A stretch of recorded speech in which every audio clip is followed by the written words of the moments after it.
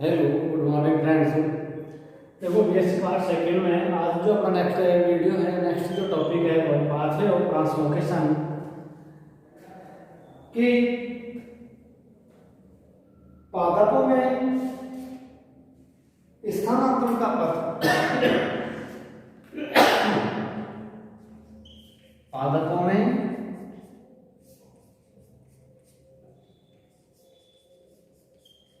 स्थानांतरण का पथ है कि पादपों में किस प्रकार से भोज्य पदार्थ या अन्य खनिज लवणों का स्थानांतरण किस प्रकार से होता है। अपन इसमें जो स्थानांतरण पढ़ रहे हैं भोज्य पदार्थों का स्थानांतरण पढ़ेंगे कि प्लांट्स में दो ऊतक होते हैं, जाइलम और फ्लोएम। जाइलम और फ्लोएम, ये दो जटिल ऊतक, ये दोनों जटिल ऊतक जो हैं किस प्रकार से प्लांट्स में भोज्य पदार्थ और जल और खनिज लवणों का स्थानांतरण करते हैं, इसके लिए अलग अलग वैज्ञानिकों ने अपने अलग अलग सिद्धांत मत प्रस्तुत किए, जिसमें कई सारे प्रयोग इसमें बताए गए। जिसमें पहला प्रयोग है, इसमें जो वैज्ञानिक थे ब्रोस्टर और हुक, इसने 1671 में अलग अलग इन्होंने सिद्धांत प्रस्तुत किए और जिसमें पहला सिद्धांत है वैलेन या मेखला प्रयोग। पहला है वैलेन या मेखला प्रयोग। वैलेन या मेखला प्रयोग में रिंगनिंग एक्सपेरिमेंट,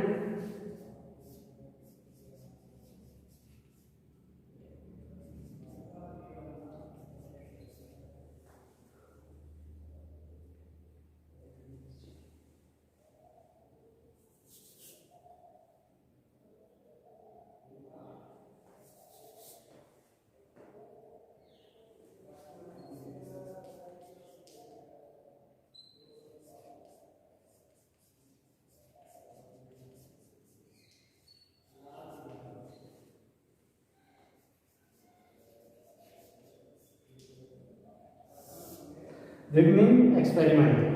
वलय प्रयोग क्या होता है कि ये पादपों में एक वलय बनाई जाती है, एक रिंग बनाई जाती है और उसके द्वारा बताया जाता है कि किस प्रकार से प्रकाश संश्लेषण के द्वारा पत्तियों से बनाया हुआ भोजन पादपों में स्थानांतरित होता है। देखो इसको अपन एक प्रयोग के द्वारा बता सकते हैं।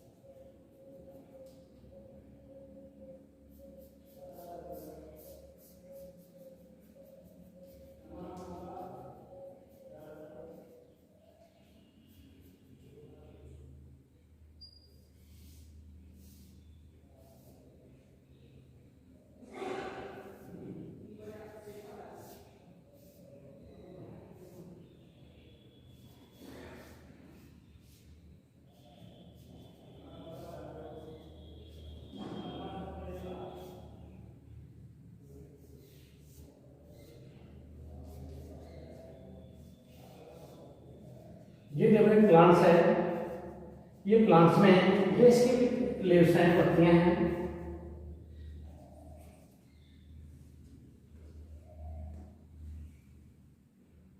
ये स्टेम है,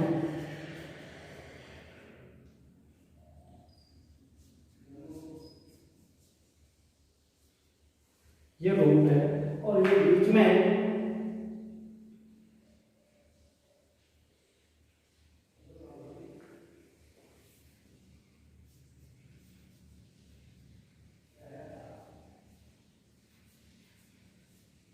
ग्रेडियंट। ये इसमें मेखला है, वलय है इसमें क्या करते हैं, अपन एक वलय बना लेते हैं प्लांट्स के तने में, जिसके बाहरी उत्तक और कोशिका भित्ति वाला जो भाग है इसको क्या कर दिया जाता है, हटा लिया जाता है।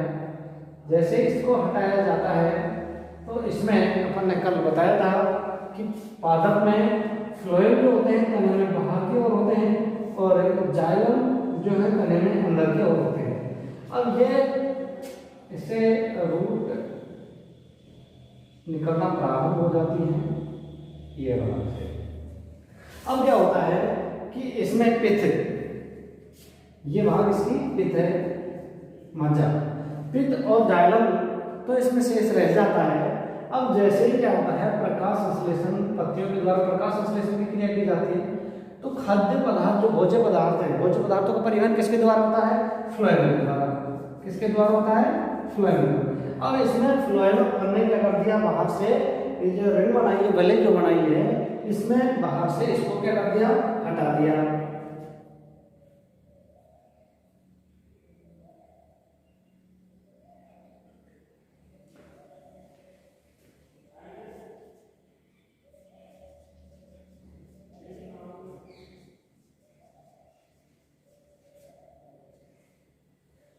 फ्लोएम को इसको अपन ने इस तरह से खांच बनाते समय इसको हटा दिया। अब क्या होता है, जैसे प्रकाश संश्लेषण की क्रिया करते हैं, पत्तियां भोजन निर्माण करती हैं। पत्तियां जैसे भोजन बनाती हैं, उन बनाए हुए भोजन का यहाँ से फ्लोएम के माध्यम से परिवहन होता है और यहाँ आगे जाके इस तरह से ये फ्लोएम तक जुड़ नहीं रहा, तो यहाँ पर कुछ सप्ताह बाद या कुछ दिनों के बाद भोजन यहाँ संग्रहित होता रहता है। जैसे भोजन संग्रहित होता है तो यहाँ पर ये वलय के ऊपर हिस्सा वाला जो भाग है तने का, ये फूल जाता है। क्या हो जाएगा, ये भाग है जो फूल जाएगा। जैसे ये भाग फूलता है तो कुछ सप्ताह बाद इसमें क्या होता है, कुछ सप्ताह बाद यहाँ से जड़ें निकलना प्रारंभ हो जाती हैं।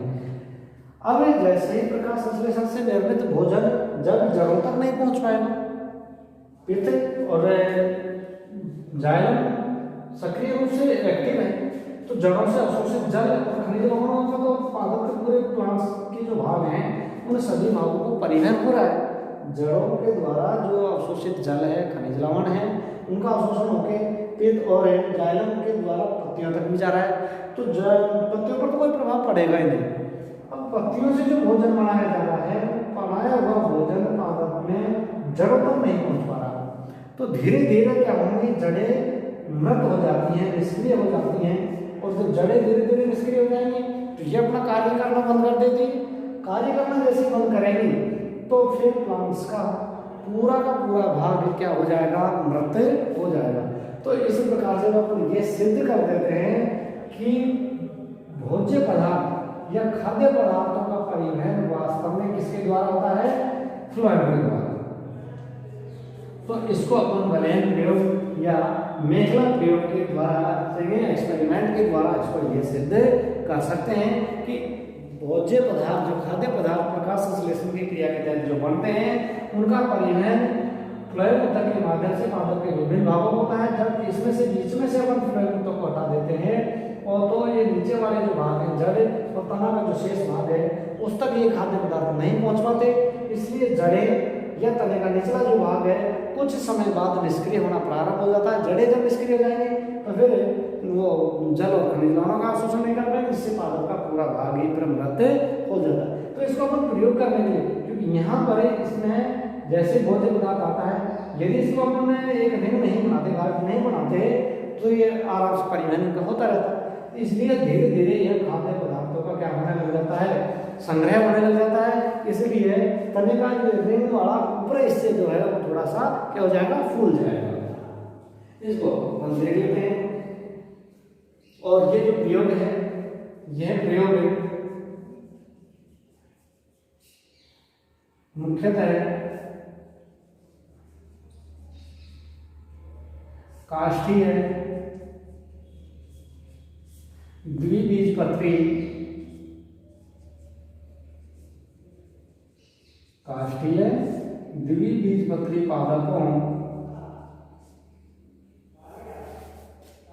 में किया जाता है,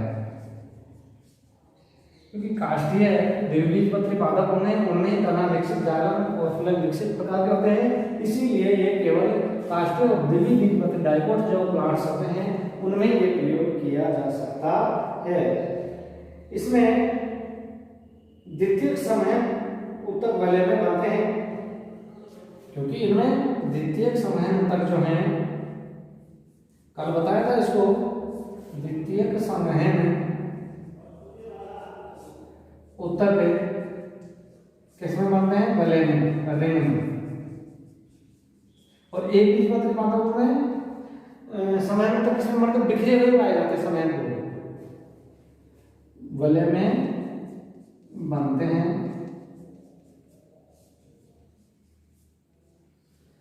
द्वितीयक समय उत्तक जो है किसमें बनेंगे? वलय के रूप में बनते हैं। जैसे ही वलय को ऊपर हटा लेते हैं तो द्वितीयक उत्तकों में जो सेकेंडरी जो भाग होता है इसमें फ्लोएम वो उत्तक हट जाता है। और इस प्रयोग में समय उत्तक की सफलता को नष्ट करने के लिए सबसे निचली पत्ती के नीचे एक वलय में या छाल में द्वितीयक कोशवाह शामिल होते हैं, अर्थात समय एदा से बाहर के सभी उत्तकों को हटा दिया जाता है। ये समहन एदा है, समहन एदा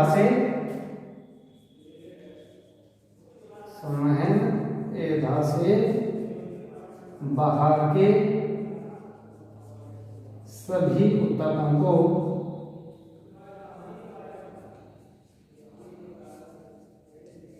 हटा दिया जाता है।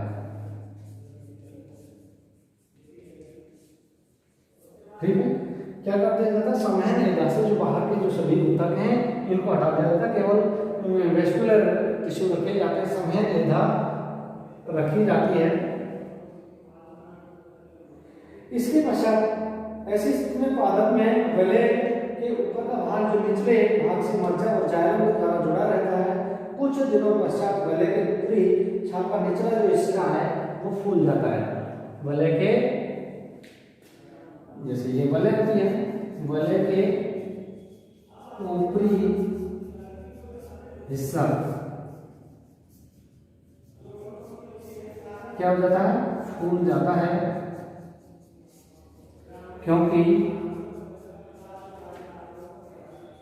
पत्तियों से निर्मित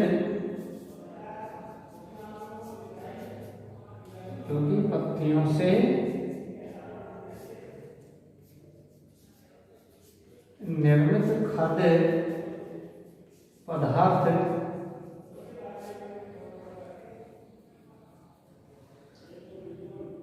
जड़ों तक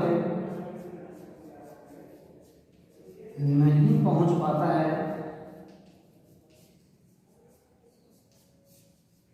और वलय के ऊपर ही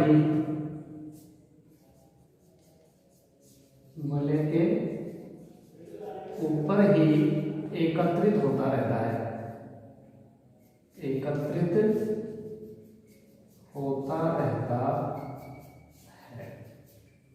ये रिंग के ऊपर यहाँ खाद्य पदार्थों का संग्रह होता रहता है, इसीलिए ये भाग थोड़ा फूल के क्या हो जाता है, मोटा हो जाता है और कुछ सप्ताह या कुछ दिनों के बाद में इस भाग से जड़ें निकलना प्रारंभ हो जाती हैं।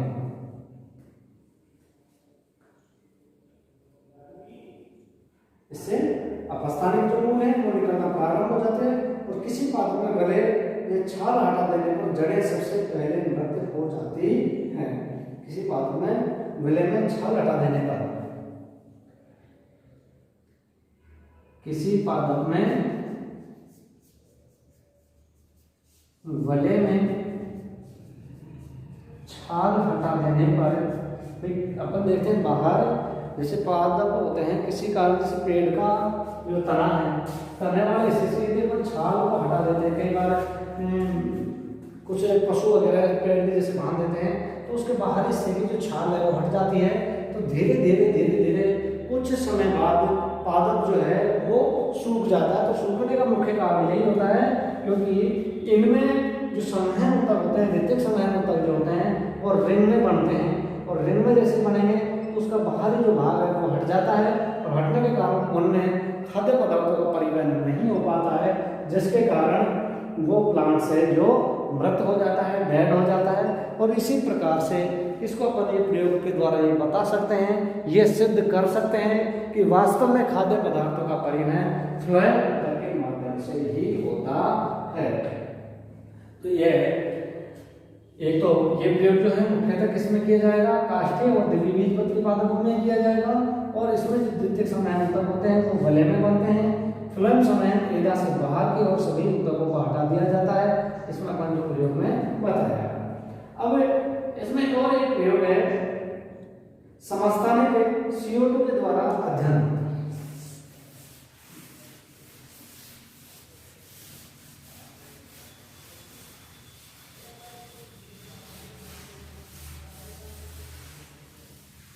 समस्थानिक CO2 के द्वारा अध्ययन।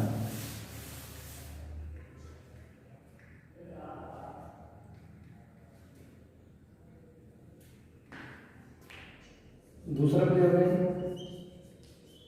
समस्थानिक CO2 द्वारा अध्ययन।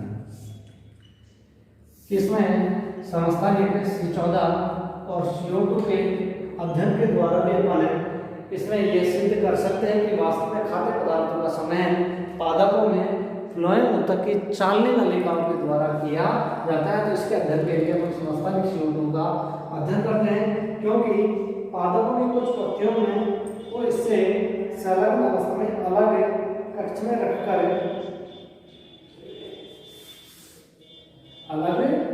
में रखकर उन्हें C14 O2 से पोषित किया जाता है। पादप की कुछ पत्तियों को इससे संलग्न पादप की कुछ पत्तियों को इसकी संलग्न अवस्था में ही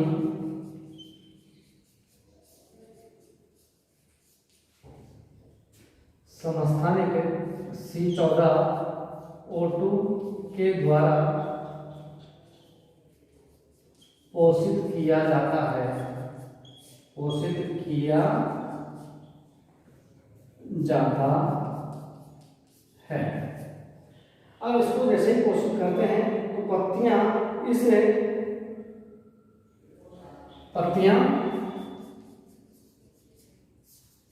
इस CO2 का उपयोग प्रकाश संश्लेषण में पत्तियां CO2 का उपयोग प्रकाश संश्लेषण क्रिया में करती हैं।